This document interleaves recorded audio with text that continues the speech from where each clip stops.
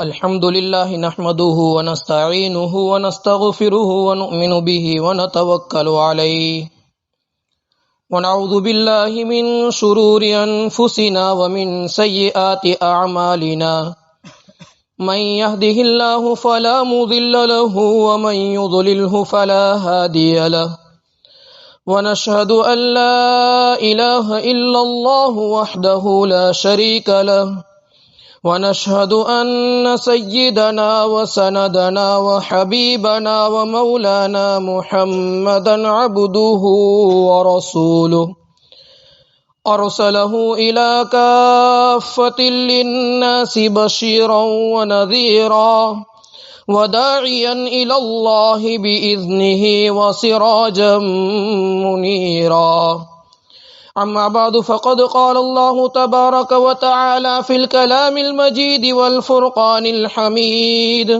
أعوذ بالله من الشيطان الرجيم بسم الله الرحمن الرحيم يا أيها الذين آمنوا ادخلوا في السلم كافة وقال تعالى يا أيها الذين آمنوا توبوا إلى الله توبة نصوحا صدق الله العظيم۔ محترم بھائیوں، دوستوں، بزرگوں اور پردے میں سننے والی میری مائیں اور بہنیں، میں اپنی بات شروع کرنے سے پہلے مناسب سمجھتا ہوں کچھ تمہیدی بات بیان کروں۔ جب کبھی ایمان والا مسلمان کوئی کام کرتا ہے، اس کے کام کے پیچھے کوئی نہ کوئی مقصد ہوتا ہے۔ ایمان والے مسلمان مرد اور عورت کا کوئی کام مقصد سے خالی نہیں ہوتا۔ خصوصاً دین کا کوئی کام کرتا ہے تو اس کے پیچھے بڑا مقصد لے کر بیٹھتا ہے۔ جیسے ابھی ہم یہاں پر دین کی بات سننے کے لیے جمع ہوئے ہیں، تو سب سے پہلے نمبر پر ہم اپنی نیتوں کو درست کر لیں کہ میں یہاں پر بیان سننے کے لیے، دین کی بات سننے کے لیے کیوں آیا ہوں یا کیوں آئی ہوں۔ کہیں ایسا نہ ہو کہ ہماری نیت میں کوئی کھوٹ ہو، کوئی خرابی ہو، جس سے ہمارا یہ بیٹھنا، دین کی بات سننا آخرت کے لیے نجات تو دور کی بات ہے، وبال کا سبب بن جائے، پکڑ کا سبب بن جائے۔ یہ کب ہوگا؟ انسان جب کوئی دین کا کام کرتا ہے اور دین کا کام کرنے سے پہلے اس کی نیت یہ ہوتی ہے کہ میں یہ کام اس لیے کر رہا ہوں تاکہ میرا اللہ مجھ سے راضی ہو جائے۔ اگر یہ نیت ہوتی ہے تو اس کام کے کرنے کے اوپر اس بندے کو اللہ تعالیٰ بڑا اجر دیتے ہیں، بڑا ثواب دیتے ہیں، بندے کو اس بات پر عمل کرنے کی توفیق دیتے ہیں، بندے کو تھوڑی دیر بیٹھنے کے اوپر اللہ جنت تک پہنچا دیتے ہیں۔ اور اگر نیت میں کھوٹ ہوتی ہے، جیسے کچھ لوگوں کو علم نہیں ہوتا تو وہ یوں کہتے ہیں ہم بیان میں اس لیے آئے ہیں کہ فلاں کے گھر کے اوپر تعزیتی مجلس ہے، اگر نہیں جائیں گے تو اس کو خراب لگے گا، وہ ناراض ہو جائے گا، اس لیے میں جا رہا ہوں۔ تو ہمارا یہ کام کرنا، دین کی بات سننا، یہ کسی انسان کو راضی کرنے کے لیے ہوا۔ اس کے اوپر اللہ اجر تو نہیں دیں گے، اوپر سے قیامت کے دن یہ کہیں گے کہ تو نے جس کو خوش کرنے کے لیے یہ کام کیا تھا اس کے پاس جا کر کے اس کا ثواب لے لے۔ اس لیے جب کبھی کوئی دین کا کام کرے تو اس سے پہلے ہم اپنی نیتوں کو درست کر لیں۔ دوسرے نمبر پر، چونکہ دین کی بات جتنی بڑی ہے ایسے ہی اس مجلس کے آداب بھی ہے۔ ہر چیز کا ایک ادب ہوتا ہے، ایک نیم اور قانون ہوتا ہے۔ کوئی جگہ کے اوپر کوئی معمولی دکان اور فیکٹری یا کوئی بڑا ملک کبھی قانون کے بغیر نہیں چلتا، ہر ایک کے کوئی نہ کوئی نیم اور قانون ہوتے ہیں۔ ٹھیک اسی طریقے سے دین کی بات سننے کے بھی کچھ قانون اور نیم ہیں۔ ان نیموں میں سے سب سے پہلا نیم یہ ہے کہ دین کی بات سننے کے لیے مل جل کر کے جڑ جڑ کر کے بیٹھے. اگر کوئی معذورین ہے، کسی کو عذر ہے، تو بات الگ ہے، ٹیک لگا کر کے بیٹھے، دور بیٹھے، ورنہ ساتھی مل جل کر کے بیٹھے، بیچ میں جگہ نہ چھوڑے. جس طریقے سے مرد حضرات مل جل کر کے بیٹھتے ہیں، ایسے ہی عورتیں بھی مل جل کر کے بیٹھے. جتنا مل جل کر کے بیٹھیں گے اتنا دین کی بات ہمیں فائدہ دے گی، کیونکہ مل کر بیٹھنے کا مطلب یہ کہ ہم اپنی ذات کو محتاج بنا کر کے بٹھا رہے ہیں کہ ہمیں اس کی ضرورت ہے. یہ دو باتیں تو تمہیدی طور پر میں نے آپ کے سامنے پیش کی. اللہ تعالیٰ کا بہت ہی بڑا کرم اور احسان ہے. اللہ تعالیٰ نے ہم تمام کو اپنے فضل سے، اپنے انعام سے اور اپنے کرم سے ایمان والا اور مسلمان بنایا. مسلمان کس کو کہتے ہیں؟ مسلمان ہونے کا مطلب کیا ہے؟ مسلمان یہ عربک زبان کا ایک لفظ ہے. اس کا ترجمہ ہوتا ہے ماننے والا. اگر ہم ماننے والے ہیں تو صحیح معنی میں مسلمان ہے. اگر ہم ماننے والے نہیں ہیں، کہیں کچھ آگے پیچھے ہو جاتا ہے، تو اس درجے میں ہم مسلمان کی فہرست سے آگے پیچھے ہو رہے ہیں. ہم لوگوں کو مسلمان ہی اسی لیے کہا جاتا ہے کہ ہم کچھ باتوں کو ایسا مانتے ہیں کہ کوئی سامنے والا آ کر کے یوں کہے کہ فلاں جگہ کے اوپر سے پہاڑ ہٹ گیا، ہم اس کو قبول کر لیں گے، باقی یہ قبول نہیں کریں گے جو ہماری مانیتا ہے اس کے خلاف ہو. مانیتا اس کو ہمارے مذہب اسلام میں عقیدے کہتے ہیں. مناسب سمجھتا ہوں کچھ عقیدہ آپ کے سامنے پہلے پیش کروں. ہم سب ایمان لائے ہیں، ہمارا ایمان ہے، تو ایمان کتنی چیزوں پر لانا ضروری ہے.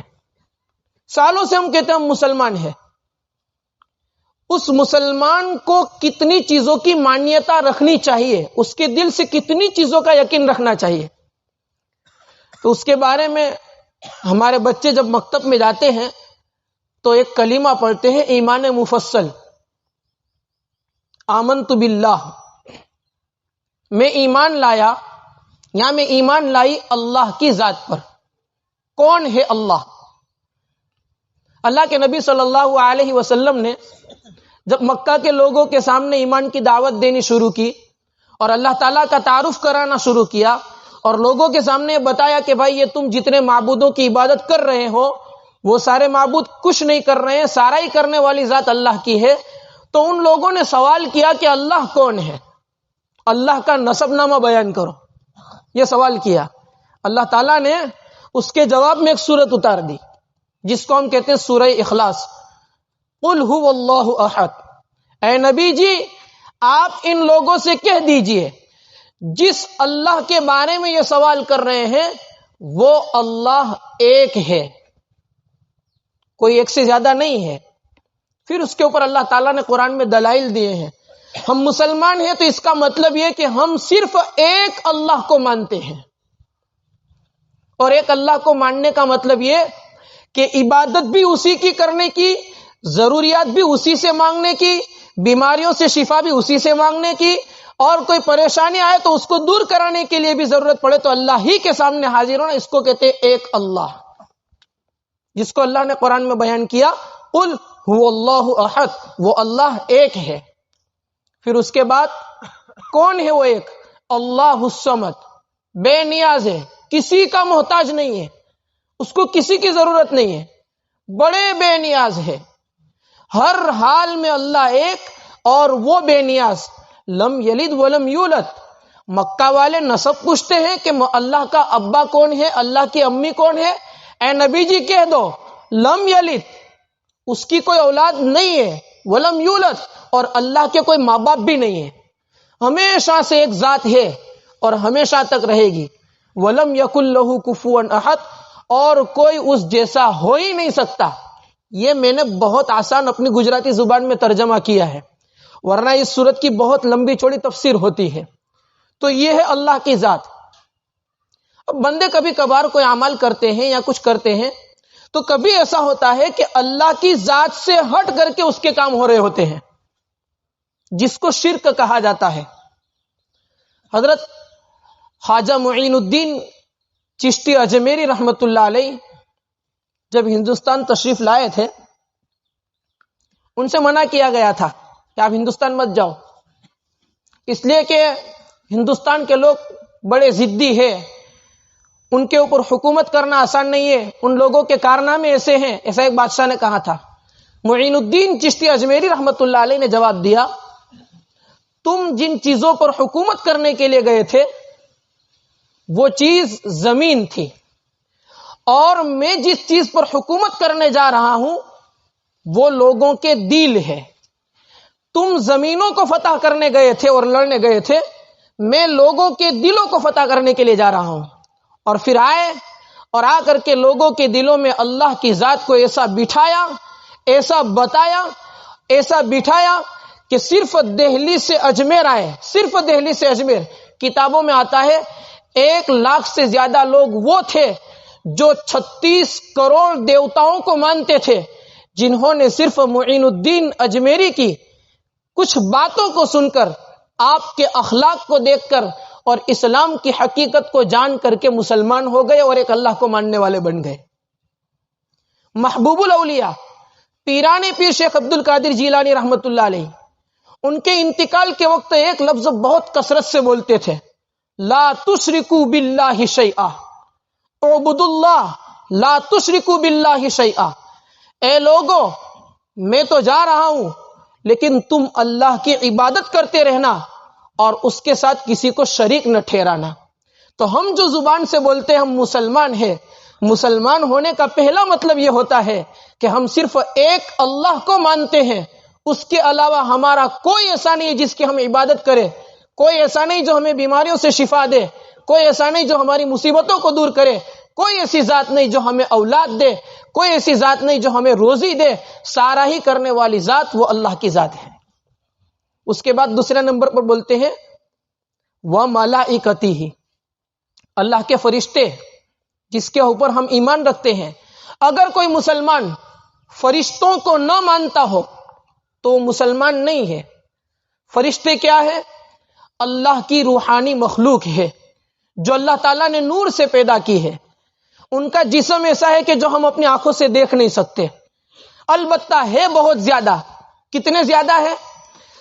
ہماری دنیا کے اندر مکۃ المکرمہ میں اللہ تعالیٰ نے ایک گھر بنایا ہے جس کو ہم کعبہ شریف کہتے ہیں۔ نماز پڑھنے کے اندر اس کی طرف منہ کر کے نماز پڑھتے ہیں۔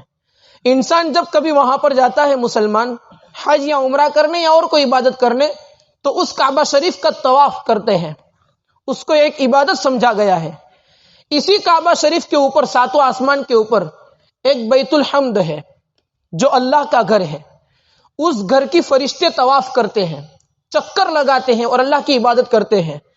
فرشتے اتنے زیادہ ہیں کہ روزانہ 70,000 سے زیادہ فرشتے اس گھر کا طواف کرتے ہیں اور چکر لگاتے ہیں، اللہ کی عبادت کرتے ہیں بیت الحمد کی، جو کعبہ کی سمت میں بالکل اوپر ہے۔ ایک مرتبہ جس نے طواف کر لیا، قیامت تک پھر دوسری مرتبہ اس کی باری نہیں آتی۔ یہ اتنے زیادہ فرشتے ہیں۔ اس لیے ہمارا عقیدہ یہ ہے، فرشتے اللہ کی روحانی مخلوق ہے، اللہ تعالیٰ نے اس کو نور سے پیدا کیا ہے، وہ کبھی گناہ کا کوئی کام نہیں کرتے، وہ بہت زیادہ ہے، اس کی صحیح تعداد اللہ کے سوا کوئی نہیں جانتا۔ وَرُسُلِهِ، تیسرے نمبر پر ہے اللہ کے رسولوں پر ایمان رکھنا۔ یہ اس لیے ان باتوں کو میں آپ کے سامنے پیش کر رہا ہوں کہ آج کل انٹرنیٹ اور موبائل کا زمانہ ہے۔ لوگ موبائل کے اندر دنیا میں بسنے والے، کہیں کوئی کونے میں رہنے والا، کوئی اپنے گھر میں بند رہنے والا ویڈیو بنا کر کے بھیجتا ہے۔ اپنے سر پر بڑی اچھی پگڑی بندھی ہوئی ہوتی ہے اور جسم پر اچھا کرتا، سفید جبہ اور اس کے اوپر پتہ نہیں شیروانی اور کیا سے کیا ہوتا ہے، اور وہ بیان کرتا ہے، خطبہ پڑھتا ہے، قرآن کی آیتیں پڑھتا ہے، حدیث پڑھتا ہے۔ لوگ ان کی باتوں کو سن کر کے سمجھتے ہیں ہم نے فلاں مولوی صاحب کا بیان سنا اور انہوں نے ایسا کہا۔ آج کل انٹرنیٹ کے زمانے میں ہمارے سامنے بہت سارے ایسے داڑھی ٹوپی والے اور پگڑی جبے والوں کے ویڈیوز آتے ہیں جو حقیقت میں مسلمان ہے ہی نہیں، مسلمان ہی نہیں ہے۔ سر پر بہت بڑی پگڑی بندھی ہوئی ہے، چہرہ ایک مشت کے برابر، سفید داڑھی، کالی داڑھی، نیچے جبہ بہت اچھا پہنا ہوا، اور مائک کے اوپر بڑا اچھا بیان کر رہا ہے، سامنے بڑا مجمع سن رہا ہے، لیکن ان کے عقیدے ایسے ہیں کہ جس کو ہم مسلمان نہیں کہہ سکتے. اب ہم لوگوں کو پتہ ہی نہیں ہے، ہم سالوں سے ان عقیدے کو سن رہے ہیں، لوگوں کے بیانات سن رہے ہیں. کسی کا بھی بیان واٹس ایپ کے اوپر آ گیا، یوٹیوب کے اوپر آ گیا، ہم نے سن لیا اور پھر اس کے اوپر عمل کرنا شروع کر دیتے، اس کو مان لیتے ہیں. اس لیے میں نے یہ موضوع چھیڑا تاکہ ہمیں پتا چلے کہ دنیا میں کیسے کیسے لوگ پیدا ہو چکے ہیں. اور یہ سب ابھی کی بات نہیں ہے. ہمارے نبی جناب محمد الرسول اللہ صلی اللہ علیہ وسلم یہ سب باتیں بتا کر کے گئے تھے. آپ نے فرمایا تھا کہ میرے بعد ایسا ایسا زمانہ آئے گا اور ایسے ایسے فتنے آئیں گے، فتنے ایسے ہوں گے کہ صبح کو وہ بندہ مومن ہوگا، رات کو وہ ایمان چھوڑ بیٹھا ہوگا، اور رات کو ایمان والا ہوگا، صبح ہونے سے پہلے وہ ایمان چھوڑ بیٹھا ہوگا، کافر ہو جائے گا. ہم سوچتے ہیں کیا ایسا کبھی ہو سکتا ہے کہ کوئی مسلمان کافر ہو جائے ایک رات میں، ایک دن میں؟ لیکن ہوتا ہے. کیسے ہوتا ہے میں آپ کو بتاؤں. میں نے آپ کے سامنے دوسرے نمبر پر عقیدہ بیان کیا تھا فرشتے کا. تیسرے نمبر کا ہمارا عقیدہ ہے اللہ کے نبیوں کا، جس کو ہم رسول کہتے ہیں. نبی کل کتنے دنیا میں آئے؟ ہمارا ایمان یہ ہے، ہم مسلمان ہیں، ہماری مانیتا اور عقیدہ یہ ہے کہ اللہ تبارک و تعالی نے کم و بیش 1.25 لاکھ انبیاء کو دنیا میں بھیجا، جن میں سے 40 سے زیادہ نبیوں کا ذکر اللہ تعالیٰ نے قرآن میں کیا ہے. 32 کے قریب نبیوں کا اللہ تبارک و تعالیٰ نے قرآن میں نام لیا ہے، اشارتن یا ظاہرن، نام لے کر کے اللہ نے ذکر کیا ہے. اور پھر ایک جگہ پر اللہ تبارک و تعالیٰ نے اللہ کے نبی سے فرمایا منہم من قصصنا علیک ومنہم من لم نقصص علیک. اے نبی جی، کچھ لوگوں کا ذکر تو قرآن میں ہم نے آپ کے سامنے کر دیا ہے، اور کچھ انبیاء ایسے جس کا ہم نے آپ کے سامنے ذکر نہیں کیا ہے. اللہ تعالیٰ نے کم و بیش 1.25 لاکھ انبیاء کو دنیا میں بھیجا. سب سے پہلے آنے والے نبی سیدنا حضرت آدم علیہ الصلوۃ والسلام، جو اس ملک ہندوستان جب اکھنڈ بھارت تھا اس وقت اسی ہندوستان کی زمین کے اوپر تشریف لائے تھے. اور سب سے اخیر میں آنے والے نبی ہمارے آقا تاجدار مدینہ، تمام نبیوں کے سردار، امام الانبیاء حضرت محمد الرسول اللہ صلی اللہ علیہ وسلم کی ذات مبارک ہے. آپ سعودی کی زمین میں مکۃ المکرمہ کے اندر تشریف لائے. آج سے قریباً 1450 سال پہلے آپ دنیا کے اندر تشریف لائے. آپ آخری نبی جس کا نام محمد صلی اللہ علیہ وسلم، پہلے نبی حضرت آدم علیہ السلام. ہمارا یہ عقیدہ ہے حضرت محمد صلی اللہ علیہ وسلم کے بعد دوسرا کوئی نیا نبی دنیا میں نہیں آئے گا قیامت تک. آپ خاتم النبیین ہیں، آپ کے بعد کوئی نبی نہیں آئے گا. یہ ہمارا عقیدہ ہے. آج جب آپ انٹرنیٹ کی لائن میں موبائل چلا رہے ہیں، ہمارے پاس علم نہیں ہے، موبائل کے اندر آپ دیکھو گے بہت سارے ایسے لوگ دنیا کے اندر پیدا ہو چکے ہیں جو اپنے آپ کے بارے میں کہتے ہیں کہ میں نبی ہوں. ایسے کتنے لوگ پیدا ہوئے ہیں. ہر زمانے کے اندر اللہ کے نبی صلی اللہ علیہ وسلم کے انتقال کے بعد سب سے پہلا جس نے یہ کہا تھا کہ میں نبی ہوں اور نبوت کا دعویٰ کیا تھا وہ تھا مسیلمہ بن کذاب. مسیلمہ کذاب کو ختم کر دیا حضرت ابوبکر صدیق رضی اللہ تعالیٰ عنہ نے. اس زمانے سے لے کر آج تک ہر دور کے اندر بہت سارے لوگوں نے دعویٰ کیا کہ میں نبی ہوں. حالانکہ ہم مسلمان ہیں، ہمارا یہ عقیدہ ہے اور مانیتا ہے کہ اللہ کے نبی کے بعد کوئی نبی پیدا نہیں ہوگا. آج کے زمانے میں ہمارے ملک ہندوستان میں مہاراشٹر کے اندر اورنگ آباد ضلع کے اندر ایک آدمی موجود ہے، ابھی زندہ ہے، جس نے 2006 سے یہ دعویٰ کیا ہے کہ میں اللہ کے نبی کے بعد آنے والا نبی ہوں. آپ کہو گے اس کو تو کوئی نہیں مانے گا. بہت بڑا مجمع ان کو ماننے والا ہے، اور وہ ماننے والے سارے مسلمان تھے. پہلے جن مسلمان نے اس کو نبی مان لیا، ہمارے عقیدے کے مطابق وہ مسلمان نہیں رہا بلکہ کافر ہو گیا. کیوں نبی مان لیا؟ اس لیے اس کو نبی مان لیا کہ ہمارے مسلمان بھائیوں کے پاس علم نہیں تھا، دین کی جانکاری نہیں تھی. ممبروں اور مسجدوں سے صرف نماز کے فضائل سنے، صرف نماز سنی، وہ بھی ان لوگوں نے جن کے پاس جمعہ کے دن 10-15 منٹ کا بیان سننے کا ٹائم ہوتا ہے. ہماری نوجوان نسل کا ایک بہت بڑا طبقہ تو وہ ہے جو جمعہ کے دن بھی اس ٹائم پر نماز پڑھنے کے لیے مسجد میں آتے ہیں جس وقت امام خطبے کے لیے کھڑا ہو چکا ہوتا ہے. اور بس اللہ اکبر امام نے کہا تو نماز شروع کی، اور سلام کہا اور برحمتک یا ارحم الراحمین کی آواز آئی، تو وہی اخیر میں آنے والے ہمارے نوجوان جو 8 دن سے برابر دنیا کے اندر مشغول تھے.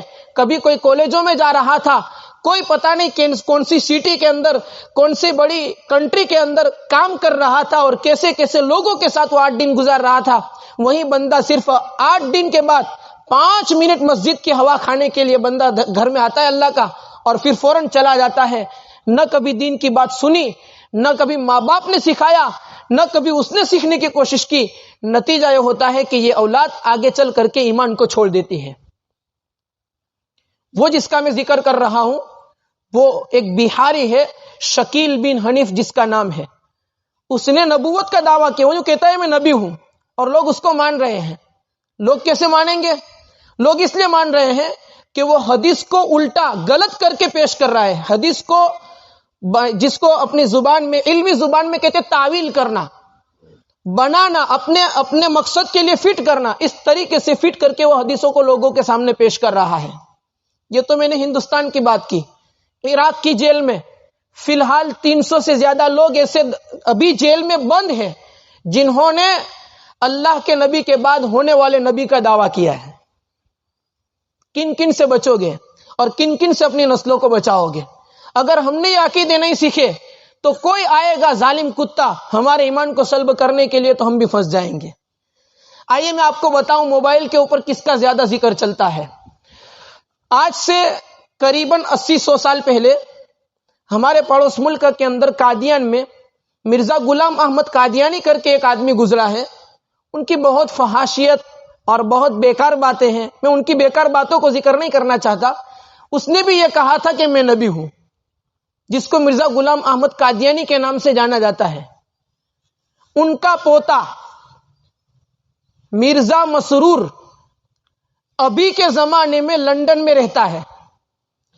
روزانہ اپنے بیانات قرآن سامنے رکھ کر کے تفسیر کر کے پیش کر رہا ہے. انٹرنیٹ کے اوپر قرآن سامنے رکھ کر کے, حدیث کی کتابیں سامنے رکھ کر کے ان کے بیانات آ رہے ہیں.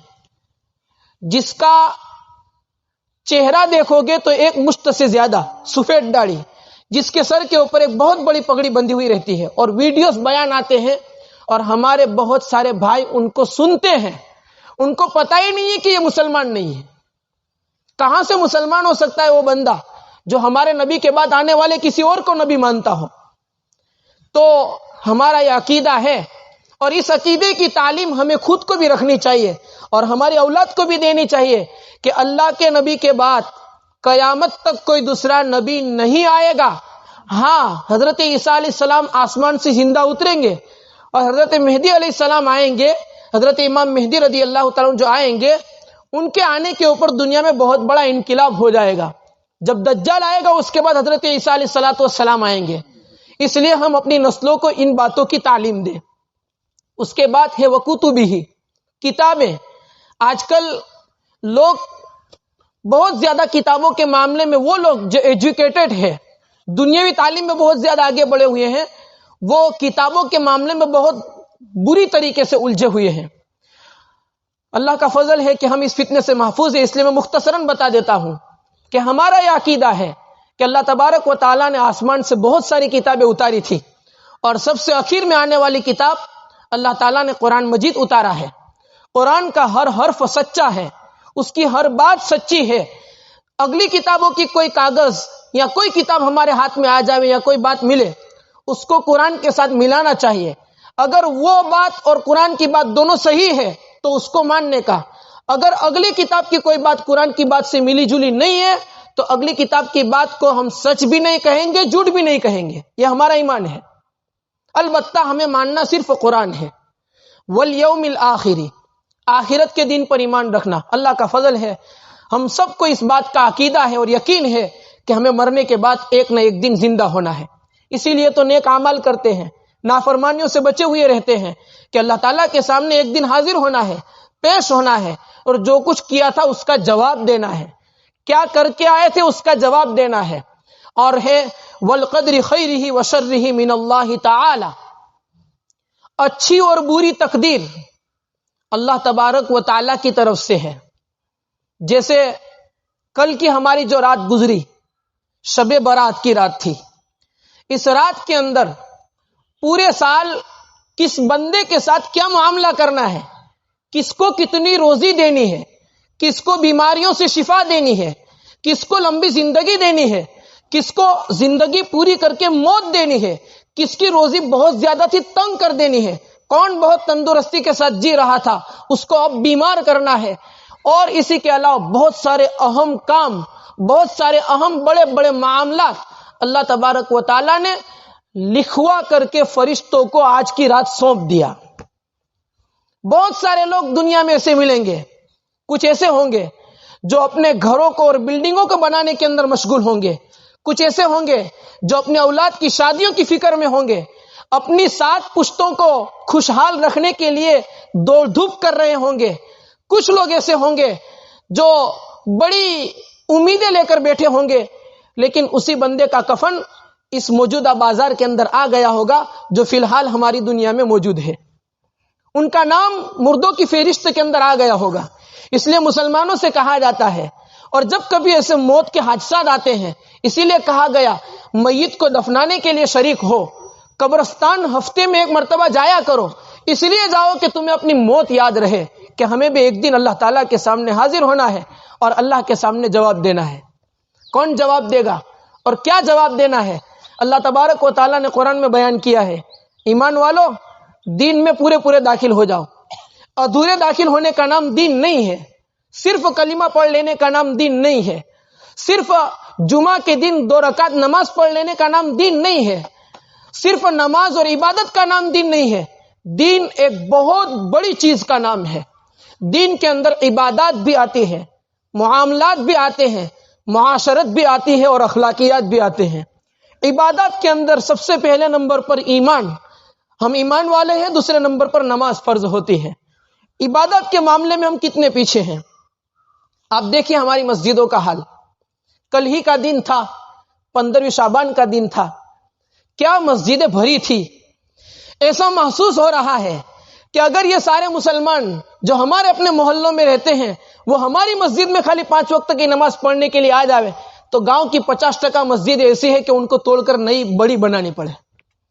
فجر کی نماز پڑھ کے نکلا تو ہمارے ایک ساتھی نے کہا، مولوی صاحب یہ وہی ساتھی ہے جو ہمارے محلے میں رہتے ہیں یا کہیں اور سے نماز پڑھنے آئے ہیں؟ حقیقت میں بھائیوں کبھی یہ سوچا کرے، حضرت مولانا طارق جمیل صاحب نے بہت اچھی بات بتائی تھی، فرماتے ہیں 8 دن میں 2 رکعت پڑھنے والوں کبھی یہ سوچ لیا کرو کہ اللہ تعالیٰ کی دی ہوئی نعمت ہم صرف 8 دن میں 1 مرتبہ کھاتے ہیں۔ 1 دن میں کتنی مرتبہ ہم کھانا کھاتے ہیں، کتنی مرتبہ پانی پیتے ہیں، کتنی مرتبہ ہم سانس لیتے ہیں۔ آکسیجن اللہ تبارک و تعالیٰ صاف شفاف ہمیں دیتا ہے، اور ہمارا پیٹ کے اندرونی مشین جو ہے وہ سارے مشین کیسے عجیب انداز کے اندر کام کرتے ہیں۔ میں نے اس جمعہ کے دن بتایا تھا مقتدیوں کے سامنے کہ ایک آنکھ کی 1 دن میں کئی ہزار مرتبہ وہ جو پل جھپکنے ہیں، ہماری آنکھوں کی پاپڑ جھپکتی رہتی ہے، 1 دن میں کئی ہزار مرتبہ جھپکتی ہے، 1 سیکنڈ میں کئی مرتبہ جھپکتی ہے، 1 دن میں کئی ہزار مرتبہ جھپکتی ہے۔ آنکھ کی پاپڑ جھپکتی ہے، آنکھ کی پاپڑ ہے کس کے اوپر؟ آنکھوں کے ڈوڑے کے اوپر۔ آنکھوں کا ڈوڑا کتنا کمزور ہے؟ انسان کے جسم میں جتنی چیزیں ہیں ان سب میں سب سے زیادہ کمزور اگر کوئی چیز نظر آتی ہے تو وہ آنکھوں کا ڈوڑا ہے۔ فائدہ اس سے بہت بڑا ہے، دور تک انسان اس سے دیکھتا ہے۔ اگر وہ آنکھوں کے ڈوڑے کے اندر کچھ تکلیف ہو جاوے اور صرف 1 قطرہ پانی جو اللہ نے پیدا کیا وہ پانی نکل جائے تو انسان اس سے دیکھ نہیں سکتا، اور دنیا کی کوئی طاقت ایسی نہیں کہ اس پانی کو اس کے اندر پیدا کر سکے۔ آج سائنس نے اور ٹیکنالوجی نے بڑی ترقی کی ہے، ترقی کی بڑی منزلیں طے کی ہے، لیکن جس کی آنکھ فیل ہو جاتی ہے وہ ڈاکٹر کے پاس جاتے ہیں تو ڈاکٹر آخر میں یوں کہہ دیتے ہیں کہ آنکھوں کی نسیں سوکھ گئی ہے، اب وہ چالو نہیں ہو سکتا، جتنا بھی روپیہ تو چالو نہیں ہو سکتا۔ یہ آنکھ دیکھنے کے اعتبار سے بہت زیادہ کمزور، اور ان کو کھول کر کے دیکھا جائے تو صرف 2 قطرے پانی نکلیں گے، دوسرا کچھ نہیں، اور کچھ باریک پتلی چمڑی جس کو ہم اپنی زبان میں چھیچڑے کہتے ہیں۔ اللہ تعالیٰ نے اس میں یہ طاقت رکھی ہے کہ انسان اس کو دیکھتا ہے۔ اب دیکھو کتنی مضبوط ہے، میں آپ کو بتاؤں اللہ اس کی کیسے حفاظت کرتے ہیں۔ اس آنکھ کو چونکہ کمزور ہے، ایک دم کمزور ہے، اس کے اندر کوئی زخم لگ جائے فوراً پھٹ جائے گی۔ اللہ نے اس کو بچانے کے لیے چاروں طرف گول ہڈی کا ایک دائرہ بنایا ہے. وہ ہڈی جو پیشانی سے ملی ہوئی ہڈی ہے، یہ گول ہڈی انسان کی جو ہے پورے جسم میں سب سے زیادہ مضبوط ہڈی اسی آنکھ کو گھیری ہوئی ہے، اس لیے کہ انسان جب گرے تو آنکھ محفوظ رہ جائے اور ہڈی کے اوپر لگ جائے. یہ اللہ تبارک و تعالیٰ نے بنایا. دوسرے نمبر پر اس کے اوپر ایک پاپڑ بنائی جو جھپکتی رہتی ہے. یہ کیوں بنائی؟ اس کو بنانے کی کچھ وجوہات ہے. اس میں اللہ نے کئی مشین فٹ کی ہے. ایک مشین تو اس میں یہ ہے کہ اس کے اندر اللہ نے چکناہٹ رکھی ہے. اگر چکناہٹ نہ ہو تو آنکھوں کا ڈوڑا محفوظ نہ رہ سکے. میں آپ کو مثال دوں، چامن پتھر ہو، چامن پتھر، اس کے اوپر ایک کھتی لے لو، ایک لکڑی لے لو، ایک پتھر لے لو یا ایک کپڑا لے لو، بار بار اس کے اوپر اس طریقے سے اپنے ہاتھ سے یا مشین سے ہلاؤ گے بار بار، اس چامن پتھر کے اوپر بھی 2-5 سال کے بعد ایک نشان پڑ جائے گا کہ اس کے اوپر کوئی چیز گھسیٹی جا رہی ہے. ایک نشان ہو جائے گا، چاہے کتنا ہی مضبوط پتھر ہو، نشان ہو جائے گا. ہماری آنکھ کا ڈوڑا، اس کے اوپر آنکھ کی پاپڑ 20 سال سے 30 سال سے 40 سال سے لاکھوں مرتبہ جھپکتی اور گھسیٹتی ہے. اللہ نے اس ڈوڑے کو ایسا محفوظ رکھا ہے کہ اس میں آنچ نہیں آنے دیتا. یہ بچانے والی جو ہے وہ صرف چکناہٹ ہے جو ہماری پاپڑ کے نیچے ہے. پھر دوسرے نمبر پر اللہ نے اس میں ایک قدرتی موٹر فٹ کی ہے. جب انسان کہیں جاتا ہے یا کہیں سے کوئی دھول اور غبار اور کچرا اڑ کر کے آنکھ میں آتا ہے، پتا ہے کہ آنکھ کا ڈوڑا بہت نازک چیز ہے، بہت نازک ہے، کمزور ہے. اس کے اوپر کچرا رہے گا تو وہ پھٹنے کا خطرہ ہے. اس لیے کہ میں نے آپ کو بتایا کہ بہت باریک پتلی چمڑی سے وہ بنائی ہوئی ہے.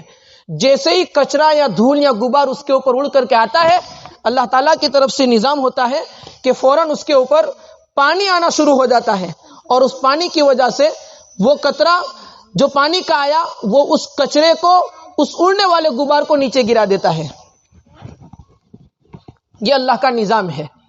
کون کون سے اللہ تبارک و تعالیٰ کی نعمتوں کو ہم دیکھیں گے، کون کون سے انعام کو ہم دیکھیں گے. یہ تو صرف میں نے آنکھ کا بتایا، ایسا سارا ہی نظام اللہ تبارک و تعالیٰ چلا رہے ہیں. ایک دل کے اندر، ایک ہردے کے اندر کتنی باریک نسیں، اور ان نسوں میں سے خون کا فلٹر ہو کر کے مستقل نکلنا اور پورے جسم تک پہنچنا. اللہ تبارک و تعالیٰ یہ سارا کام اس بندے کے ساتھ بھی کر رہے ہیں جو 5 وقت اللہ تعالیٰ کے سامنے اپنی پیشانی کو جھکاتا ہے. اور اللہ یہ سارا نظام اس بندے کا بھی چلا رہے ہیں جو اپنے اللہ کو اللہ نہیں مانتا. یہ اللہ تبارک و تعالیٰ کا انعام اور احسان ہے. اور اللہ کی یہ نعمتیں ہم پر برس رہی ہیں جو 1 سیکنڈ کے اندر کئی نعمتیں ایک ساتھ میں چل رہی ہے. تو اللہ تعالیٰ کی اتنی ساری نعمتوں کو استعمال کرنے کے بعد بندہ صرف 8 دن میں ایک مرتبہ اللہ تعالیٰ کے گھر میں حاضر ہو اور وہ بھی 2-5 منٹ کے اندر بھاگ جائے، اللہ تبارک و تعالیٰ کتنے ناراض ہوتے ہوں گے. اور جب اللہ ناراض ہو جاتے ہیں، اللہ تعالیٰ جلال میں آ جاتا ہے، تو بندوں کے اوپر حالات مسلط کرتے ہیں. اللہ تعالیٰ کی طرف سے حالات آتے ہیں. حالات کئی طرح کے ہوتے ہیں. کبھی حالات آتے ہیں بے موسم بارش کی شکل میں. دیکھو ابھی تو گرمی کا سیزن ہے، کہاں سے بارش آئی؟ اللہ لے آئے. لوگوں کی زبانوں پر ایک چرچا ہے کہ ابھی تو بہت زیادہ گرمی ہوتی ہے. ہوڑی چلی جانے کے بعد، مطلب اس سیزن کے بعد تو بہت گرمی ہوتی ہے، انسان لو کے اندر باہر نکل نہیں سکتا ہے. اس موقع پر بارش کا گرنا، برف کے ٹکڑوں کا گرنا اللہ تبارک و تعالیٰ کی ناراضگی کی نشانی ہوا کرتی ہے. دیکھو پوری دنیا میں جہاں کہیں مسلمانوں کو مارا اور کاٹا جا رہا ہے، زیادہ تر کافر مسلط ہوئے ہیں. ان ظالم بادشاہوں کو کس ذات نے مسلط کیا ہے؟ کس نے مسلط کیا ہے؟ وہ اللہ کی ذات ہے. کیونکہ اللہ نے قرآن میں بیان کیا ہے، توتی الملک من تشاء وتنزع الملک ممن تشاء. اللہ جس کو چاہتا ہے بادشاہت دیتا ہے، اور اللہ جس سے چاہتا ہے بادشاہت کو چھین لیتا ہے.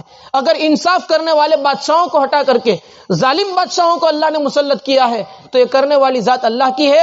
اور یہ ہمارے لیے مسلط کیا ہے کہ ہم رجوع ہو جائیں، ہم جس غلط راستے کے اوپر جا رہے ہیں اس سے رک جائے، اپنی اولادوں کو غلط راستے سے روکے اور صحیح راستے کے اوپر آ جائے. اللہ تعالیٰ کی طرف سے فیصلے صحیح اتریں گے. معراج کی رات میں اللہ کے نبی 7ویں آسمان پر گئے تھے. وہاں سے سدرۃ المنتہا سے آگے گئے تھے. دیکھا کہ کوئی چیز آ رہی ہے اور جا رہی ہے. اللہ تعالیٰ کے عرش کے پاس پوچھا یہ کیا چیز ہے جو نیچے زمین سے آ رہی ہے، اور وہ کیا چیز ہے جو اوپر سے نیچے جا رہی ہے؟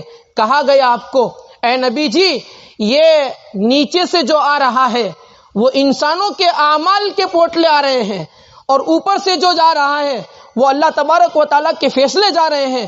جیسے اعمال نیچے سے آ رہے ہیں اوپر سے ایسے فیصلے اتر رہے ہیں. اگر ہم پر ظلم کے فیصلے ہو رہے ہیں، ہم پر ظالم بادشاہ مسلط ہوا ہے، تو اس میں کہیں نہ کہیں ہماری کمی ہے.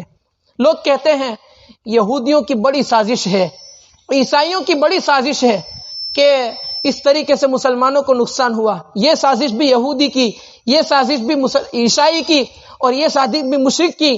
میں آپ کو بتاؤں بہت سارے ایسے اعمال ہیں کہ جہاں پر کوئی سازش کرنے نہیں آیا، صرف ہم اپنی ہٹ درمی کی وجہ سے جھکتے نہیں ہیں. ہم جھکتے نہیں ہیں. ہمارے آپسی معاملات دیکھو. میں نے بتایا اللہ تعالیٰ نے قرآن میں بیان کیا ہے، یا ایھا الذین آمنوا، اے ایمان والو، ادخلوا فی السلم کافہ، دین میں پورے داخل ہو جاؤ. ادھورے داخل ہونے کا نام دین نہیں ہے. اب پورا دین کیا ہے؟ صرف میں نے آپ کو عبادت میں نماز بتائی. ابھی رمضان آ رہا ہے، روزوں کا حال دیکھ لینا امت کا.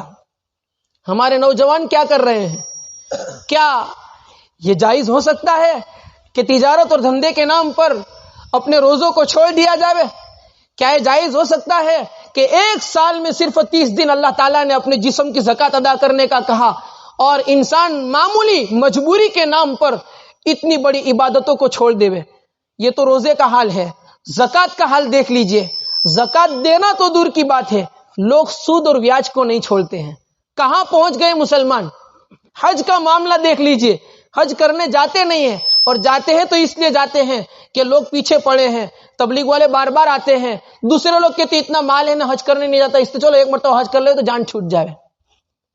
عمرہ کرنے جاتے ہیں، اللہ تعالیٰ نے مال دیا ہے اس لیے جاتے ہیں تھوڑی تفریح ہو جائے، دماغ فریش ہو جائے. یہ عبادت کا حال. اب معاملات کا حال دیکھ لیجئے. معاملات میں ناپ تول میں کمی. کوئی چیز بیچنا ہے، اوپر بہت اچھا مورا لگایا، نیچے بالکل دھوکے کی چیز. اللہ کے نبی صلی اللہ علیہ وسلم مدینۃ المنورہ میں ایک مرتبہ بازار میں گئے. آپ تو ایسے حاکم تھے جو آنے والے قیامت تک سارے بادشاہوں کو یہ ایک پیغام دے کر کے گئے کہ حاکم اور بادشاہ ایسے ہوتے ہیں. آپ نے جا کر دیکھا ایک صحابی گیہوں بیچ رہے تھے، کٹورے میں بھرے ہوئے تھے. آپ نے اندر ہاتھ ڈال کر نیچے سے گیہوں نکالے تو نیچے کے گیہوں گیلے تھے اور اوپر سوکھے تھے. اللہ کے نبی نے فرمایا من غشنا فلیس منا، جو دھوکہ دے وہ ہم میں سے نہیں ہے. مسلمان دھوکے باز نہیں ہوتا. یہ معاملات ہے. آج دیکھو ہمارے بیچنے والوں کا حال، خریدنے والوں کا حال. ایک قیمت پر سودا طے ہو گیا کہ بھائی 50 روپے تو 50 روپے، 100 روپے تو 100 روپے. وہ چیز یہاں بازار سے لے لی، اپنی وقار ہے، اپنی آفس سے وہاں پر اس چیز کو خالی کیا. اب بیچنے والا جب پیسہ لینے آتا ہے تو 100 میں سے 90 دیتے، 80 دیتے ہیں. ایسا خراب نکلا، ایسا خراب نکلا.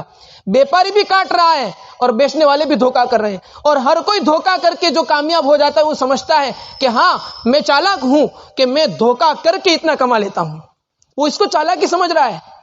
جب کسی باپ کا بیٹا جس میں دین نہیں ہوتا، اس باپ کا بیٹا اس طریقے سے دھوکا کر کے زیادہ نفع کماتا ہے، باپ خوش ہو جاتا ہے. بیٹا اب تیرے اندر ویپاری پنا آ گیا، اب تو ویپاری بن گیا ہے، اب تو ویپاری بنا ہے. مطلب تو دھوکا کرنے سیکھا تو ویپاری بنا ہے.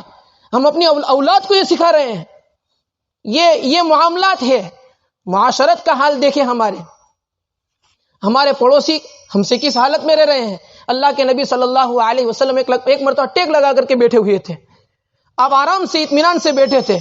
اچانک آپ غصے میں، آپ کے چہرے پر غصے کے آثار ظاہر ہوئے. ایک دم چہرہ پیلا پڑ گیا، سرخ ہو گیا. آپ جب غصے ہوتے تھے پیشانی کے اوپر ایک رگ تھی وہ جھپکتی رہتی تھی اور دور سے دکھائی دیتی تھی. آپ نے فرمایا واللہ لا یؤمنو، واللہ لا یؤمنو، واللہ لا یؤمنو. اللہ کی قسم وہ ایمان والا ہو ہی نہیں سکتا. اللہ کی قسم وہ مسلمان ہو ہی نہیں سکتا. اللہ کی قسم وہ مسلمان ہو ہی نہیں سکتا. 3 مرتبہ آپ نے کہا اور آپ جو ٹیک لگا کر بیٹھے تھے سیدھے ہو گئے. صحابہ نے پوچھا کون یا رسول اللہ، کون جس کے بارے میں آپ اتنے زیادہ غصہ ہو گئے؟ تو آپ علیہ الصلوۃ والسلام نے فرمایا من لا یأمن جارہ بوائقہ، جس کا پڑوسی اس کی تکلیفوں سے محفوظ نہ ہو وہ پڑوسی مسلمان نہیں ہو سکتا. وہ ایمان والا کبھی اپنے پڑوسی کو تکلیف نہیں دیتا. آج اپنے تھوڑے سے فائدے کے لیے ہمارے اخلاق تو دیکھو، ہمارے معاملات تو دیکھو، تھوڑے سے فائدے کے لیے اتنا بڑا نقصان کرتے ہیں کہ بہت سارے لوگوں کو بھگتنا پڑتا ہے. ہمارے گھر خرابے کا پانی ہو، ہمارے گھر کا ڈیلا راستے کے اوپر پڑتا ہو، ہمارے بچے وہاں پر کھیلتے ہو، جس لائن کا بھی ہو، ہمارے اپنے فائدے کے لیے اپنے گھر سے باہر راستے کے اوپر ایک اوٹلا بنا دینا، گاڑی چڑھانے کے لیے دڑانیاں بناتے ہیں، اتنا لمبا بنا دیتے ہیں کہ آدھا راستہ کور کر لیتے ہیں. کسی کے باپ کی مجال ہے کہ محلے والا اس کو کوئی کچھ کہہ دے، پورے محلے والے نکلنے والے سارے کے سارے تکلیف میں رہتے ہیں. یہ مسلمانوں کی شان نہیں ہوتی، یہ مسلمانوں کے اخلاق نہیں ہوتے، یہ مسلمانوں کی معاشرت نہیں ہے. شوہر اپنی بیوی کے اوپر ظالم بنا بیٹھا ہے، بیویاں اپنے شوہروں کے اوپر بڑا ظلم کرتی ہے. اللہ کے نبی نے یہاں تک فرمایا تھا، اگر میں کسی عورت کو اللہ کے علاوہ کسی اور کو سجدہ کرنے کا حکم دیتا کہ وہ اللہ کے علاوہ کسی اور کو سجدہ کرتی تو میں عورت کو کہتا کہ وہ اپنے شوہر کو سجدہ کرتی. آج دیکھو عورتیں کیسی ظالم بنی بیٹھی ہے، شوہروں کے سارے حقوق ختم کر دیے ہیں. ایک طریقے سے پاور اور ایک طریقے سے ظلم شوہروں کے اوپر ڈھایا جاتا ہے. کچھ جگہ ایسی ہوتی ہے کہ شوہر ایسا ظالم بنا بیٹھا ہے کہ وہ بیوی اس گھر کے اندر رہنے والی ایسے رہتی ہے جیسے ایک ہی پنجرے کے اندر ایک طرف شیر اور ایک طرف بکری کو جمع کر دیا ہو، اور وہ بکری جس طریقے سے سہم کر کے رہتی ہے. اللہ کے نبی نے فرمایا وہ بندہ کبھی خیر اور بھلائی والا ہو نہیں سکتا. بھلائی والا بندہ تو وہ ہے، اچھا آدمی تو وہ ہے، خیرکم من خیرکم لأہلہ، تم میں سے بہتر وہ ہے جو تمہارے اپنے گھر والوں کے لیے، بیوی اور بچوں کے لیے بہتر ہو. بازاروں میں دوستوں سے تو سب اچھے رکھتے ہیں، بازاروں میں بیٹھ کر کے اپنے ساتھیوں سے تو بہت اچھا رکھتے ہیں، لیکن گھر پر آ کر کے جو بیوی اور بچوں کے ساتھ اچھا رکھے، اور گھر میں رہنے والی بیوی اپنی سہیلیوں کے ساتھ تو بڑا اچھا رکھتی ہے، لیکن جو بیوی اپنے شوہر کے ساتھ اچھا رکھے، جو بہو اپنی ساس کے ساتھ اچھا معاملہ رکھے، اور جو ساس اپنی بہو کے ساتھ اچھا معاملہ رکھے، اللہ کے نبی فرماتے ہیں وہ تم میں بہتر ہے. یہ تعلیم ہے اسلام کی. ان تعلیمات کے ذیل میں ہم کہاں سے کہاں پہنچ چکے ہیں. معاملات کی لائن اور معاشرت کی لائن کی بات چلتی ہے تو ایک اور بات بتا دوں، ہم مسلمان آپسی دشمنیوں کے اندر حد سے آگے بڑھے ہوئے ہیں. مسلمانوں کی آپسی دشمنیاں کبھی ختم نہیں ہوتی، ایک دوسرے کے خلاف دشمنی کے اندر اتنے آگے بڑھے، بات یہاں تک پہنچی کہ ایک دوسرے کے خلاف دشمنی کی وجہ سے جادو کرانے تک کی نوبت آتی ہے. ایک مسلمان عورت کسی کافر کے پاس جا کر کے یوں کہتی ہے میری فلاں مسلمان بہن مجھے اچھی نہیں لگتی، ان کی ترقی مجھ سے دیکھی نہیں جاتی، وہ مالدار ہو گئے مجھے اچھا نہیں لگتا، اس لیے میں ان کو گرانا چاہتی ہوں، میں اتنے پیسے دیتا ہوں یا دیتی ہوں تو اس کو گرا دے. مطلب ایک مسلمان عورت اللہ کے فیصلے پر راضی نہیں ہے. اللہ نے کسی کو مال دیا، اللہ نے کسی کو اچھا گھر دے دیا، کسی کے گھر میں اچھی بہو دے دی، کسی کے بیٹے کو اللہ تعالیٰ نے آگے کامیاب کر دیا، تو دوسرے مسلمان بھائی کو اچھا نہیں لگتا اور وہ اللہ کے فیصلے کے اوپر اشکال کرتا ہے، اور حسد کی وجہ سے وہ جادو تک کی نوبت آتی ہے، اور جادو کرنے والا کرانے والا سب کے بارے میں آتا ہے کہ وہ تو ایمان سے نکل جاتے ہیں، ایک معمولی حسد کی وجہ سے ایمان سے ہاتھ دھو بیٹھتے ہیں. اسی لیے جو کل کی رات گزری اس میں بیان کیا گیا، اللہ کے نبی صلی اللہ علیہ وسلم نے فرمایا کچھ گنہگار ایسے ہیں کہ ایسی راتوں میں بھی اس کی مغفرت نہیں ہوتی.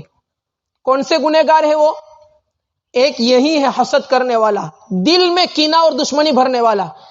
بتاؤ آپ لوگ، میں آپ لوگوں سے ایک سوال کرتا ہوں، ہم آپس میں دشمنیاں کر کے ایک دوسرے کو توڑ رہے ہیں، اس میں کون سے یہودی اور عیسائی کی سازش ہے؟ کون یہودی اور عیسائی ہمیں کہنے آیا تھا کہ تم آپس میں بھائی بھائی دشمنی کر کے بیٹھو، بھائی بہن دشمنی کر کے بیٹھو، اور دشمنی کی حد بھی یہاں تک پہنچ جاتی ہے کہ جنازے نکلتے ہیں تو کندھا تک نہیں دیتے. یہ مسلمانوں کا حال ہے. ارے ہم وہ تھے کہ جب ہجرت کر کے مکہ سے آئے تھے مدینۃ المنورہ میں، تو وہ انصار صحابہ جو کھیڑوت تھے، پہچانتے نہیں مکہ والے کون ہیں، کوئی نہیں جانتا تھا، لیکن ایک ایمان کے نام پر، ایک اسلام کے نام پر جب اللہ کے نبی صلی اللہ علیہ وسلم نے دونوں میں بھائی چارہ کر دیا، تو وہ انصاری صحابی اپنے مکہ سے آنے والے صحابی سے کہتا تھا بھائی میری 3 بیویاں ہیں اور تیری کوئی بیوی نہیں ہے، تو وہاں سے گھر بار چھوڑ کر کے آیا ہے، تیرے پاس مال بھی کچھ نہیں ہے، چل تو میرے گھر پر رہ، تجھے میری 3 بیویوں میں سے کون سی بیوی پسند ہے تو پسند کر لے، میں اس کو طلاق دے دوں، پھر تیرے ساتھ نکاح کرا دوں. ہم وہ تھے جس وقت ہم ایک تھے، اس وقت ہم 313 تھے اور 1000 کا ایسا لشکر. مسلمان بدر کے موقع پر صرف 313 تھے. لڑائی کرنے کے لیے نہیں نکلے تھے, وہ تو صرف راستہ روکنے کے لیے گئے تھے. ہتھیار بھی اتنے زیادہ نہیں تھے, صرف 14 تلواریں ہاتھ میں تھی, 313 کے ہاتھ میں 2 گھوڑے تھے اور 32 سے 40 کے درمیان اونٹ تھے. کچھ زیادہ سامان نہیں تھا. راستہ روکنے کے لیے گئے تھے اور سامنے سے غداری کی وجہ سے 1000 کافروں کا وہ لشکر جس کے ہاتھ میں تلواریں تھی, جو ملٹری کے آدمی کہے جاتے تھے, سارے ٹریننگ لے کر کے آئے ہوئے لوگ تھے, ان 1000 لوگوں کو ان 313 نے بھگایا تھا اور ہرایا تھا. اس لیے ہرایا تھا کہ 313 تھے لیکن 313 کے دل ایک تھے. آپس میں لڑائیاں نہیں تھی, دشمنیاں نہیں تھی. آج ہم 3 ارب کے قریب مسلمان ہیں, اس لیے پریشان ہے, اس لیے ہمیں مارا جاتا ہے, ہمیں کاٹا جاتا ہے, اس لیے کہ ہم آپس میں ٹوٹے ہوئے ہیں. اور ہماری ٹوٹ آج تک ہمارے گھروں میں تھی. اب تو واٹس ایپ کے ذریعے سے موبائل کے اوپر آ کر کے کافروں کے سامنے, غیروں کے سامنے ظاہر کیا جا رہا ہے کہ ہم آپس میں کیسے ٹکڑے ٹکڑے ہیں. اور یاد رکھیے, جب کبھی ہم ٹوٹے ہیں کافروں کی ہمتیں اور جرأتیں ہم پر کھلی ہے اور انہوں نے ہم پر ہاتھ اٹھائے ہیں. کل کا واقعہ یاد کر لینا. جب کبھی ہم ٹوٹے ہیں کافروں کی ہمتیں کھلی ہے اور ہم پر ہاتھ اٹھائے ہیں. اور جب کبھی ہم ایک رہے ہیں, 1450 سال کی تاریخ ہے, جب کبھی ہم ایک رہے ہیں تو ہم نے صرف 30,000 کے لشکر نے 6,000 صرف حضرت خالد بن الولید روم کے میدان میں لے کر اترے تھے. 6,000 مسلمانوں کو سامنے 2 لاکھ کے لشکر کو ہرا کر کے بھگایا تھا. جب مسلمان ایک امام کے پیچھے, ایک امیر کے پیچھے, ایک رہبر کے پیچھے, ایک پرمکھ کے پیچھے چلنے والے تھے, اس وقت مسلمان 6 لاکھ کے لشکر کو بھگاتا تھا. اور جب آج ہم نے ہر محلے کے اندر اور ہر گلی کے اندر الگ الگ لوگوں کو امیر اور اپنا پیشوا مانا اور کسی ایک کے جھنڈے کے نیچے ہم آنے کے لیے تیار نہیں ہے, اس وجہ سے ایک معمولی 5,000 کی قوم, ایک معمولی جو 50,000 کے سامنے کوئی حیثیت نہیں رکھتی, اس کا ایک معمولی نوجوان آدمی ہمارے ذمہ داروں پر ہاتھ اٹھانے تک پہنچ جاتا ہے. وہ اس لیے پہنچتا ہے کہ اس کو معلوم ہے کہ یہ قوم آپس میں ٹوٹی ہوئی ہے, یہ ایک نہیں ہو سکتی. اور یہ ہمیں توڑنے کوئی یہودی نہیں آیا, کوئی عیسائی نہیں آیا. ہم ٹوٹے ہوئے ہیں ہماری اپنی دشمنیوں کی وجہ سے, ہم ٹوٹے ہوئے ہیں ہمارے اپنے فائدے کی وجہ سے. ہر ایک یہ سوچتا ہے کہ میرا اپنا فائدہ ہو جائے. کبھی یاد کر لیا کرو وہ میدان جس وقت وہ چچا کا لڑکا صحابہ کے پاس ایک پانی کا بوتل لے کر کے گیا تھا, ایک چھاگل میں پانی لے کر کے, کہ چلو احد کے میدان میں جنگ ہوئی ہے, صحابہ زخمی پڑے ہوئے ہیں, میں اپنے چچا زاد بھائی کو پانی پلا دوں گا. جب پانی لے کر کے وہاں پر پہنچتے ہیں اور وہ زخمی حالت میں پڑا ہے, ان کو تلواریں لگی ہے, تیر لگے ہیں, جسم سے خون نکل رہا ہے, اور پانی پاس میں آیا. پڑوس میں سے کسی اور صحابی نے آواز دی پانی کی, تو یہ جو زخم سے چور ہے, جن کو موت کے فرشتے نظر آ رہے ہوں گے, سکرات قریب میں ہے, خون اتنا جسم سے نکل گیا ہے, جسم کے ٹکڑے ہوئے پڑے ہیں, اس حالت میں یہ مسلمان صحابی یہ کہتا ہے کہ میرے بھائی نے پانی مانگا ہے تو اس کو دے دو, مجھے نہیں پینا ہے. دوسرے کے پاس جاتا ہے, دوسرا بھی اسی حالت میں خون کے ٹکڑے کی حالت میں پڑا ہے.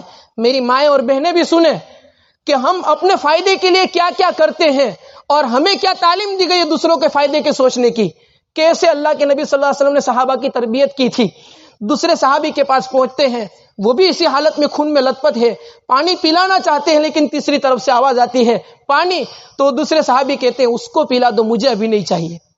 تیسرے کے پاس جاتے ہیں, وہاں پر گئے پاس میں پانی کا چھاگل منہ کے قریب کرتے ہیں تو اس کا انتقال ہو جاتا ہے. دوسرے کے پاس پھر واپس آتے ہیں کہ چلو اس کو پانی پلا دے, یہاں پر آئے تو اس کا بھی انتقال ہو گیا. وہ صحابی کہتے ہیں میں اپنے چچا زاد بھائی کے پاس آیا, میرے چچا کا لڑکا تھا, میں ان کے پاس آیا اور اس کو سوچا کہ پانی پلا دوں. وہ چونکہ پانی کر رہا تھا, جب اس کو پانی پلانے کے لیے گیا تو اس کا بھی انتقال ہو چکا تھا. تینوں کے تینوں اپنے جسم کے ٹکڑے کروانے کی حالت میں میدان جنگ میں پیاسے مر گئے, لیکن اپنے بھائی سے پہلے کسی نے پانی پینا برداشت نہیں کیا تھا, گوارا نہیں کیا تھا. تب ہم ترقی پر تھے, تب دنیا کی حکومتیں ہمارے ہاتھ میں تھی, تب ہم کامیاب تھے اور ہمارا رعب کافروں کے دلوں میں تھا. اللہ تعالیٰ نے قرآن میں بیان کیا ہے محمد الرسول اللہ, محمد تو اللہ کے رسول ہے, والذین معہ اشداء علی الکفار, اور جو محمد کے ساتھی ہے وہ کافروں کے معاملے میں بڑے سخت ہے اور مسلمانوں کے معاملے میں بڑے نرم دل ہے. یہ اللہ تعالیٰ نے قرآن میں بیان کیا ہے، اور ہمارا معاملہ ایسا ہے کہ ہم مسلمانوں کے معاملے میں بڑے سخت دل ہو گئے اور کافروں کے معاملے میں بڑے نرم دل ہو گئے. اس وجہ سے ہمارا خوف جو مسلمانوں کے دلوں میں کافروں کے دلوں میں ہونا چاہیے وہ نہیں رہا، اور ہم آپس میں ٹوٹ گئے. بھائیو، مؤدبانہ گزارش ہے، یہ کچھ باتیں میں نے آپ کے سامنے پیش کی، قریباً پونا گھنٹہ ہو گیا آپ کے سامنے. یہ کچھ باتیں میں نے آپ کے سامنے پیش کی، بہت بڑی باتیں میں نے آپ کے سامنے پیش کی ہے، اور کوئی ایک موضوع کو لے کر اس لیے نہیں چلا چونکہ میں نے آیت ہی پڑھی تھی آپ کے سامنے قرآن کی، ادخلوا فی السلم کافہ، دین میں پورے داخل ہو جاؤ، اور پورے دین کا خلاصہ اور نچوڑ میں نے آپ کے سامنے بتایا. اگر دنیا کے اندر ترقی کرنا چاہتے ہیں تو آپسی دشمنیوں کو ختم کر کے ایک ہو جاؤ، ایک ہو جاؤ. اور دوسرے نمبر پر اللہ تبارک و تعالیٰ کی عبادت میں لگ جاؤ، اور تیسرے نمبر پر اپنے معاملات کو صحیح کر لو. معاملات، ہمارا سودا، ہمارا لین دین، ہمارا کاروبار صحیح ہو جائے، جھوٹ والا دھوکے والا کاروبار ختم ہو جائے.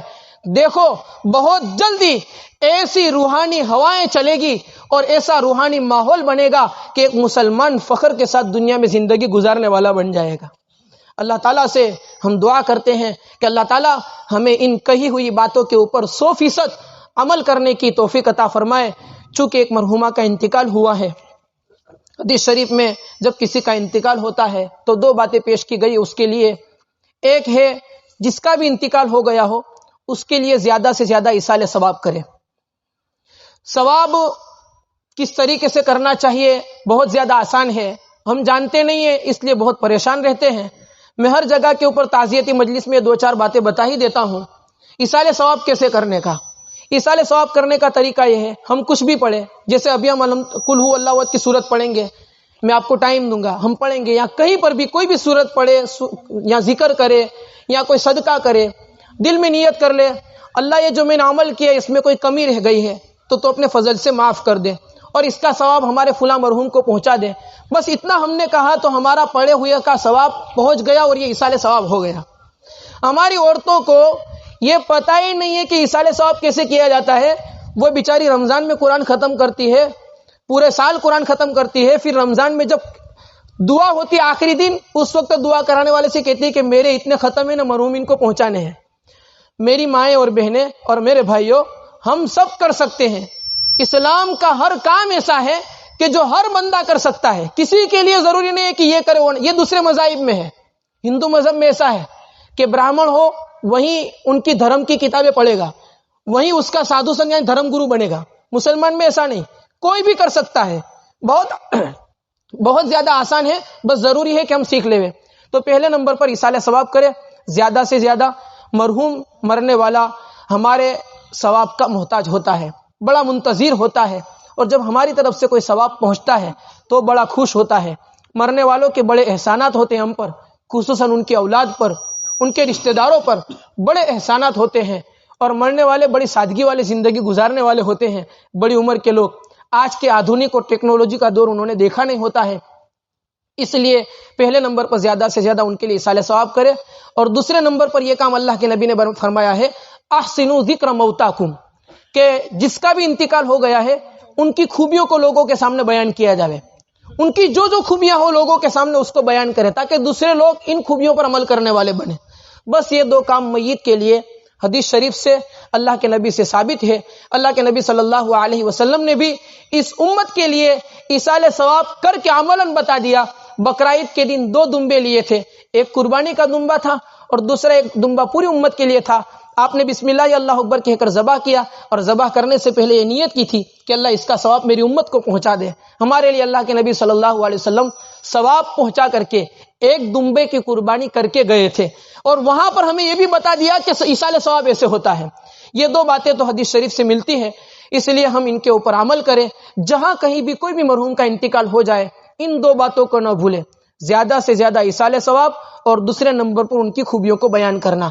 اب جو باتیں ہم نے سنی ہے اس کا نچوڑ یہ نکلا، اور فائدہ یہ مطلب جو نیچے لکھا جاتا ہے وہ یہ کہ اگر ہم غلط زندگی گزار رہے تھے، اگر ہم غلط راستے کے اوپر جا رہے تھے تو آج ہی اسی مجلس میں اللہ تعالیٰ کے سامنے توبہ کر لے. اس لیے کہ اللہ کے نبی صلی اللہ علیہ وسلم نے فرمایا التائب من الذنب کمن لا ذنب لہ، گناہوں سے توبہ کرنے والا ایسا ہے جس نے کبھی گناہ کیا ہی نہ ہو. کچھ بدقسمت لوگ جس کی اس شعبان کی رات میں مغفرت نہیں ہوئی تھی، جیسے شرک کرنے والا، ہمیشہ شراب کا عادی، نشے کا عادی، ٹخنوں سے نیچے پائجامہ لٹکانے والا، ماں باپ کو ستانے والا، ماں باپ کو پریشان کرنے والا، ماں باپ کی نافرمانی کرنے والا. یہ کل 8 قسم کے لوگ حدیث شریف میں گنوائے ہیں کہ جن کے اللہ تعالیٰ اس رات میں مغفرت نہیں کرتے.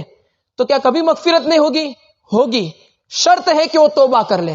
اگر ہمارا پائجامہ ٹخنوں سے نیچے جا رہا ہے، ہمارا جبہ ہے، لنگی ہے، پائجامہ ہے، کچھ بھی ہے، سروال ہے، مرد حضرات، عورت نہیں، مرد حضرات، اگر پائجامہ ٹخنوں سے نیچے جا رہا ہے تو اس کی توبہ یہ ہے کہ پہلے ہمارے وہ کپڑے درزی کے پاس لے جائے، وہاں پر جا کر کے جتنے لمبے ہوتے ہیں اتنے کٹنگ کروا دے، اور اس کے بعد پھر اللہ تبارک و تعالیٰ کے سامنے رجوع ہو جائے.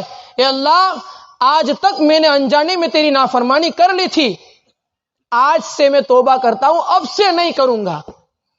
تو اللہ تعالیٰ اس کو معاف کر دیتے. اب وہ ٹخنوں سے نیچے پائجامہ لٹکانے والوں میں سے نہیں رہے گا، اب وہ نیک بندہ شمار ہو جائے گا، کیونکہ توبہ کے دروازے کھلے ہوئے ہیں. ان اللہ یبسط یدہ باللیل لیتوب مسیء النہار.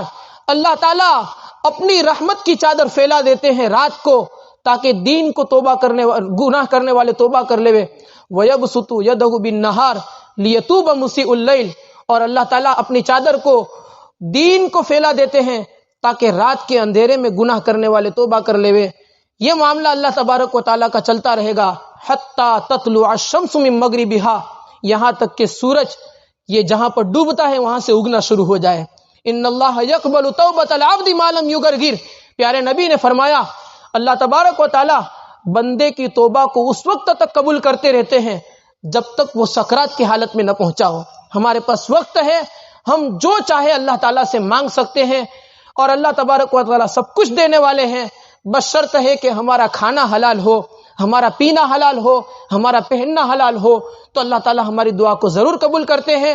ان گناہوں سے، جن گناہوں کو گنایا گیا جس سے اللہ ہمیں محروم کر دیتے، بھگا دیتے ہیں، اس سے توبہ کر لے. بڑا رحمت والا، بڑا برکتوں والا مہینہ آ رہا ہے، اللہ کی رحمت کی بارش ہونے والی ہے. ہم اللہ سے دعا کرتے ہیں اللہ ہم سبھی کو اور جو لوگ مسلمان بچے ہیں ان سبھی کو عافیت کے ساتھ رمضان المبارک تک پہنچائے. اللہم بارک لنا فی رجب و شعبان وبلغنا رمضان. اللہ کے نبی یہ دعا کرتے تھے، ہم بھی دعا کرتے ہیں اللہ ہمیں رمضان تک پہنچائے. اور آنے والا مبارک مہینہ ہے، ان مبارک مہینے کی مبارک گھڑیوں کی اللہ ہمیں قدردانی کی توفیق دے. فضول اوقات بگاڑنے سے اللہ ہماری حفاظت فرمائے. یہ دعا کرتے رہے، زیادہ سے زیادہ صدقہ کرے، اللہ تبارک و تعالیٰ سے مانگتے رہے، اللہ ہماری دعاؤں کو ضرور قبول کریں گے. اور جو گناہ ہو گئے ہیں، جو نامہ اعمال میں لکھا گیا ہے، اس کو اللہ تعالیٰ معاف کر دیں گے اور ہمیں اپنے نیک لوگوں میں شامل فرمائیں گے. درود شریف پڑھ کے آگے پیچھے 3 مرتبہ سورہ اخلاص پڑھ کے مرحومہ کی اصالہ ثواب کر دیں.